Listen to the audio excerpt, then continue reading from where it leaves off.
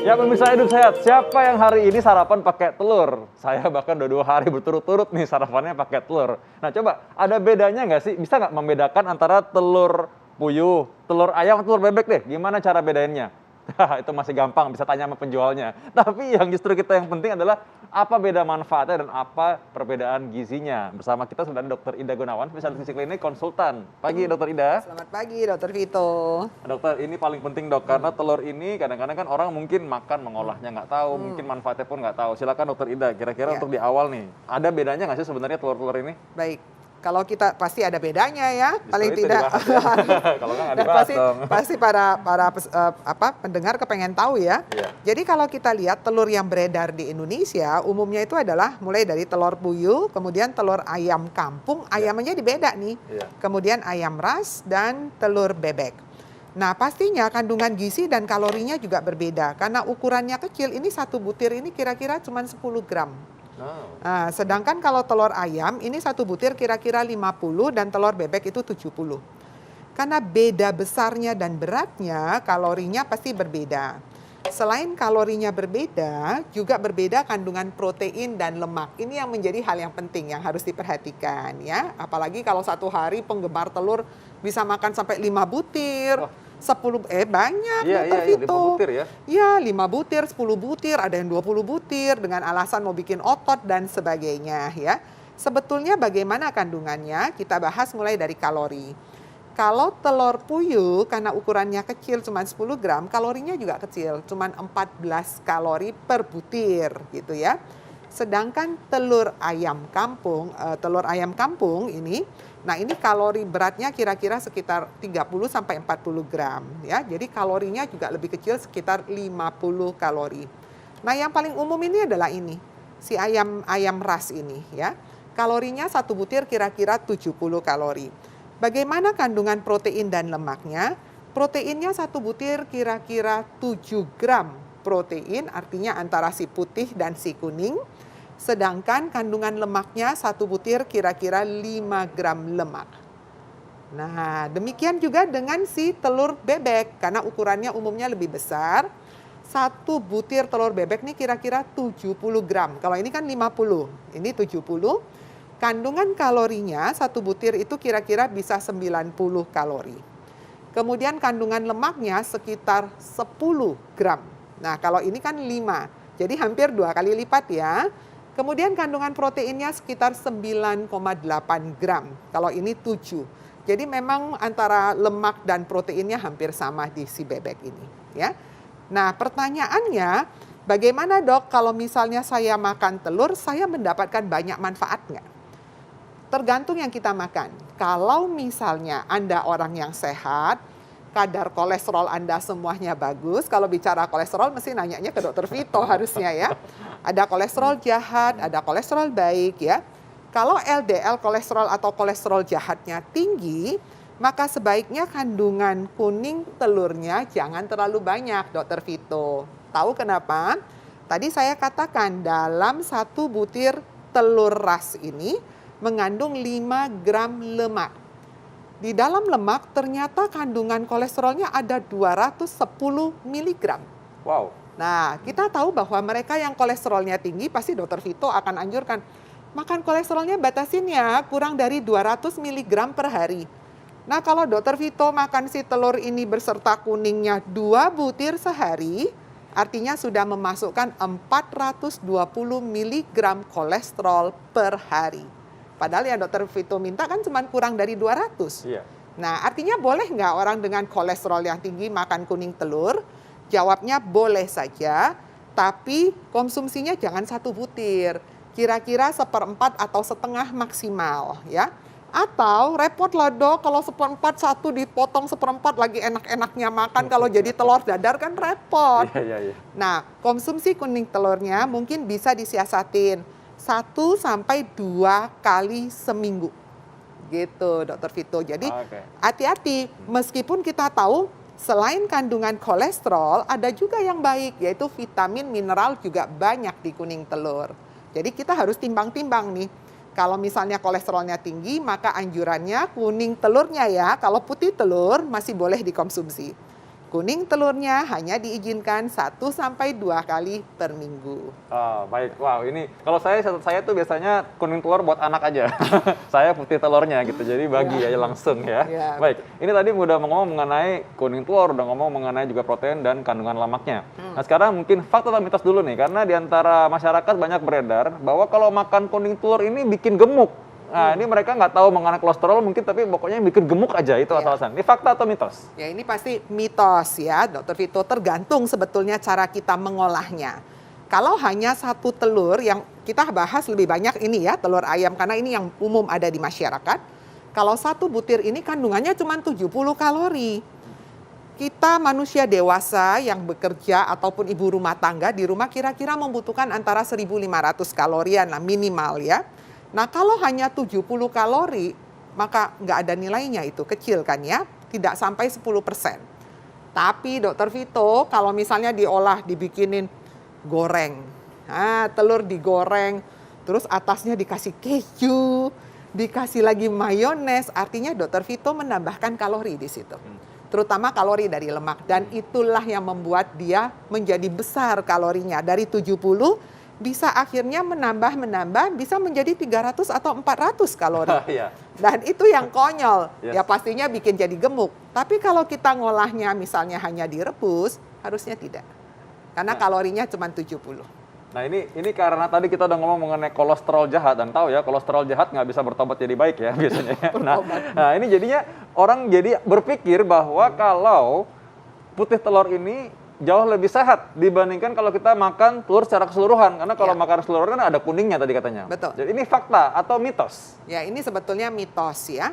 Mitos dalam arti gini, kalau orang yang sehat ya, kalau kita bicara orang sehat lebih banyak kita berbicara kadang-kadang buat kepentingan anak remaja yang harus tumbuh berkembang pada anak-anak. Maka yang paling baik Anda harus konsumsi secara utuh. Jadi antara putih dan kuning berbarengan.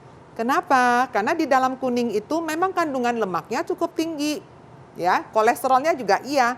Tapi di dalam putih kandungan proteinnya yang lebih tinggi, Dokter Vito. Vitamin mineral juga banyak sekali pada kuning telur. Nah, oleh karena itu alangkah baiknya kalau kita bisa mendapat semuanya deh ada di situ, yaitu 1 telur utuh, ya. Makanya tadi saya siasatin buat mereka yang kolesterolnya tinggi, maka penggunaan kuning bisa diberikan antara 1 sampai 2 kali per minggu. Nah, artinya kalau mau konsumsi telur setiap hari, karena telur ini kan makanan sumber protein yang murah, mudah didapat dan meriah, kan seperti itu. Maka usahakan buat mereka yang kolesterolnya tinggi setiap hari, mungkin Senin sampai hari Jumat atau Senin sampai Rabu pakai putihnya, nanti Kamis putih kuning. Nah, nanti hari Minggunya putih kuning gitu, tapi hari lainnya putihnya saja. Ya? Oke. Jadi sebenarnya ada rahasianya tuh makanya. Makanya karena telur ini memang makanan sehari-hari dan memang sebenarnya ada gizinya dan memang kita nggak bisa asal masak, asal goreng begitu aja juga ya. Nah, ngomong-ngomong nanti kita akan bahas juga tuh bagaimana cara mengolahnya supaya mendapat batas yang maksimal ya. Nah, fakta atau mitos yang berikutnya nih. Ini kalau telur ini baik untuk kesehatan tulang, ini fakta atau mitos? Tapi jangan jawab dulu, kita akan kembali setelah yang satu ini. Nah, ini saya masih berusaha melihat bedanya ya. Kalau telur ini udah dikupas nih, bedanya apa ya? Kalau masih dalam keadaan kayak gini masih gampang, soalnya kan ya telur bebek pasti warnanya begini gitu ya. Kalau udah dikupas ada nggak sih bedanya, Dok? Ya, ini memang membutuhkan orang yang sering di dapur, Dokter Vito. Oh gitu ya, saya berarti nggak sering. Gini, Dokter Vito coba pegang aja. Biasanya dari kekenyalan si putih ini. Menurut Dokter Vito antara ini dan ini lebih keras yang mana putihnya? Kayaknya putihnya ini kan, kayaknya ini ya. Iya, ini lebih lembut kayaknya. Lebih lembut ya. Nah, Dokter Vito pegang yang ini deh. Ini sama ini hampir sama nggak kekerasan? Iya benar, ini mirip. Iya. Kalau misalnya putihnya lebih lembut, itu biasanya dari telur ini nih. Ayam ras atau ayam negeri. Oh gitu. Ayam ras atau ayam kampung. Kalau putihnya lebih keras, itu biasanya telur bebek. Nah, pertanyaannya kok bisa ya, Dok? Nah, karena kandungan air di dalam telur bebek itu lebih sedikit dibanding telur ayam. Oh gitu. Nah sekarang saya udah punya satu kelebihan lagi ya kalau di dapur ya. Oke, baik, sekarang kita bahas tadi mengenai putih ya, putih telur dan juga kuning telur ya. Ini fakta atau mitos yang belum terjawab nih, karena warnanya putih kali ya, kayak tulang mirip. Jadi orang mikir bahwa ini baik untuk kesehatan tulang, tapi benarkah ini fakta atau mitos? Ya ini fakta, Dokter Vito ya. Jadi telur itu bagus nggak untuk pertumbuhan tulang, kesehatan tulang? Jawabnya iya. Kalau kita bicara mengenai tulang, artinya di situ harus ada unsur yang namanya kalsium, magnesium, vitamin D, dan juga fosfor. Dan ternyata kandungan telur ini, terutama si kuning, itu dia juga banyak kalsium, vitamin D. Sedangkan di putih dia banyak juga magnesium. Jadi itu cukup baik. Cuman jangan dijadikan sebagai satu-satunya bahan makanan sumber untuk kesehatan tulang. Jangan dokter Ida bilang kandungannya bagus, maka udahlah untuk tulang saya makan telur aja, mau berapa banyak yang dimakan gitu ya. Karena di dalam satu butir telur itu mengandung vitamin D, warna kuningnya ya terutama, kira-kira hanya sekitar 100 international unit. Kebutuhan kita satu hari itu kira-kira kalau menurut RDA atau AKG antara 400 sampai 800 international unit per hari. Kalau kandungannya cuma kira-kira 100, artinya harus makan kuning berapa ya Dokter Vito? 8 butir. Aduh, Dan ya, kita tahu bahwa kandungan kuning ini juga tinggi kolesterol. Jadi makanya jangan dijadikan satu-satunya bahan makanan sumber. Artinya apa? Dalam makanan ini kita harus bervariasi. Jadi kuning telur bagus-bagus karena dalamnya juga ada kalsium, ada kolin juga. Kemudian ada vitamin D juga ya. Ada magnesium juga di putihnya. Nah, tapi karena kita tahu kebutuhan kalsium satu hari untuk orang-orang seusia kita ya, itu kira-kira antara 500 sampai 1000 mg per hari. Nah, kalau kandungan kalsium di dalam si telur ini kandungannya kira-kira cuman ada 150, artinya kita kan butuhnya hampir kira-kira 7 butir. Nah, itu dia. Banyak itu banget dong. Tadi ya. udah dibilang padahal tadi kan semuanya kalau terlalu banyak juga nanti nggak bagus ya. Betul. Nah ini berikutnya lagi Dokter Ida. Ini kita bahas mengenai telur setengah matang ya. Setengah-setengah nih gimana nih kalau telur setengah matang nih. Iya. Telur setengah matang katanya lebih sehat dan lebih banyak nutrisi dibandingkan kalau telur yang diolahnya matang betul gitu. Nah ini fakta atau mitos? Dan ini jawabnya mitos ya Dokter Vito. Kenapa mitos? Kita sering sekali mendengar di luaran bahwa kalau makan telur setengah matang aja dok, vitaminnya bagus. Telur setengah matang itu memang bagus untuk yang kuning. Tapi harus catatan ya Dokter Vito, kalau dia setengah matang kita selalu khawatir ada 2 unsur. Yang pertama kontaminasi bakteri.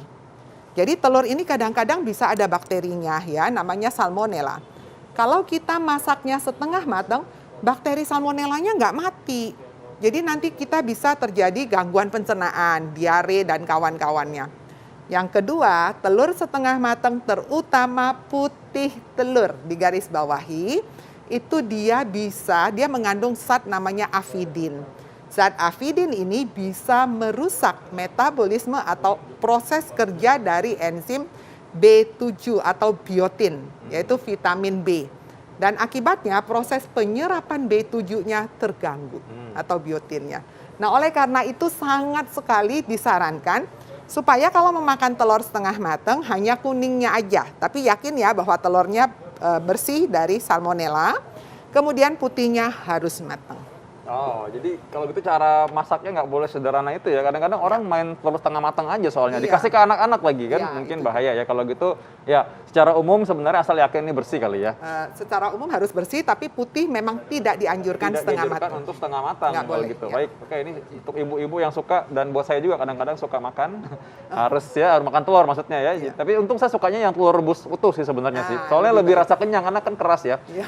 Oke, baik ini fakta atau mitos berikutnya nih. Ini penting juga nih ya karena telur ayam kampung ini katanya lebih sehat dibandingkan telur ayam ras. Wah, nggak boleh membeda-bedakan gini nih harusnya. Iya, iya. Apakah ini fakta atau mitos? Ya, ini mitos ya, Dokter Vito. Ya. Jadi secara umum antara si telur kampung dan telur ras ini hampir sama. Ada perbedaan nggak? Pasti ada. Kalau kita cari pasti ada perbedaan. Tapi kandungannya perbedaannya tidak terlalu signifikan. Ya, jadi secara penelitian mereka katakan dilakukan di IPB ya katanya bahwa antara telur kampung dengan telur ras ini daya tahan terhadap salmonellanya lebih kuat di telur kampung.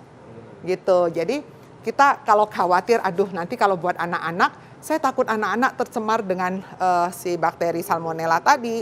Atau ibu hamil, kan kita khawatir, maka si telur kampung ini dia memang lebih tahan terhadap salmonella daripada si ras ini. Ya, dari penelitian katanya dari 100 yang ditetaskan menjadi telur, pada yang ras ini tetap masih ditemukan sebanyak 1 sampai 3 butir yang ada tercemar. Sedangkan kalau kampung hampir semuanya bersih.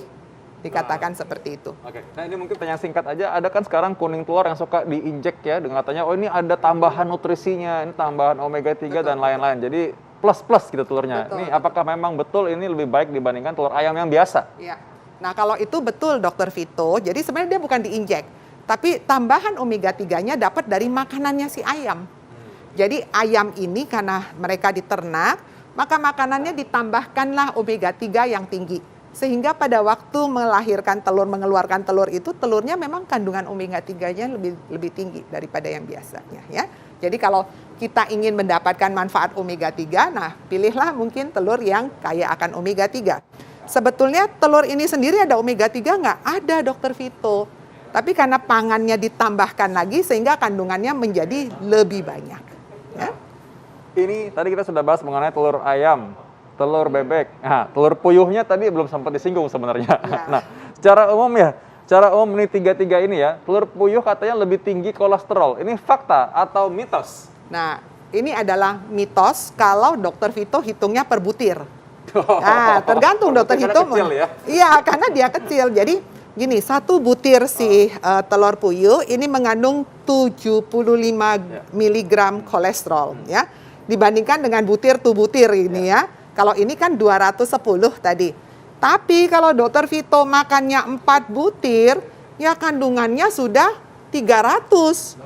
Iya kan 75 satunya. Nah, tergantung kita mau ngitungnya per apa nih. Kalau per butir dia lebih kecil ya, tapi kalau per 100 gram ya dia bisa lebih besar. Kan kita makan kalau telur puyuh biasanya bentuknya sate soalnya kan. Nah. Jadi nggak mungkin satu lah pasti ya. Jadi harus dihitung berkerumpulnya ya. Iya, berkerumpul. Berkumpulnya ya mesti. Jadi bukan cuma 1 butir aja. Iya, kalau sate artinya kan bisa 3 butir tuh Dokter Vito. Artinya kolesterolnya sudah hampir sama ini 1 butir ya. Baik Dok, ini untuk pesan buat pemirsa di rumah tadi yang udah tahu berbagai macam telur sekarang. Di antara tiga-tiganya ini nih, kalau misalkan mau pilih gimana cara mengolahnya di antara tiga, mungkin tipsnya aja langsung ya. Baik. Kalau saya selalu pilihlah sesuatu yang mudah didapat, murah, dan tidak mempersulit diri sendiri. Untuk mendapatkan manfaat yang terbaik, pastinya supaya tidak mendapatkan tambahan kalori yang terlalu besar, cukup dengan direbus aja. Tapi ingat ya, kalau direbus itu harus matang, terutama putihnya. Kalau kepengen setengah matang, hanya kuningnya saja. Oleh karena itu, supaya kita menghilangkan kekhawatiran, aduh jangan-jangan ada bakteri atau apa, pada saat memilih, nah itu harus tahu Dokter Vito. Kita kalau belanja di pasar tuh suka lihat telur ada bulu ayamnya masih nempel, ada kotoran-kotorannya, dan justru yang dipilih jangan yang model itu. Karena orang selalu berpikir, oh kalau ada bulu ayam, ada kotoran, ini ayamnya seger nih Dok, baru diambil. Justru kalau milihnya harus yang sudah bersih. Ah baik, Ya? Oke kalau gitu. Baik bagi semua, berarti pemirsa semua juga udah tahu pastinya ya, bahwa telur itu semuanya pasti punya manfaat. Jadi nggak bisa pilih-pilih sebenarnya, tapi ya tadi udah dilihat dong bagaimana cara mengolahnya supaya dapat gizi yang optimal. Terima kasih Dokter Ida. Terima kasih. Saya Dokter Vito Damai dan juga Dokter Ida pamit undur diri.